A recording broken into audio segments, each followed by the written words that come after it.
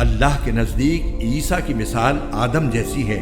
اللہ نے انہیں مٹی سے پیدا کیا، پھر ان سے کہا ہو جاؤ، بس وہ ہو گئے۔ حق وہی ہے جو تمہارے رب کی طرف سے آیا ہے، لہٰذا شک کرنے والوں میں شامل نہ ہو جانا۔ تمہارے پاس حضرت عیسیٰ علیہ السلام کے واقعے کا جو صحیح علم آ گیا ہے، اس کے بعد بھی جو لوگ اس معاملے میں تم سے بحث کریں تو ان سے کہہ دو کہ آؤ ہم اپنے بیٹوں کو بلائیں اور تم اپنے بیٹوں کو، اور ہم اپنی عورتوں کو اور تم اپنی عورتوں کو، اور ہم اپنے لوگوں کو اور تم اپنے لوگوں کو، پھر ہم سب مل کر اللہ کے سامنے گڑ گڑائیں، اور جو جھوٹے ہوں ان پر اللہ کی لعنت بھیجیں۔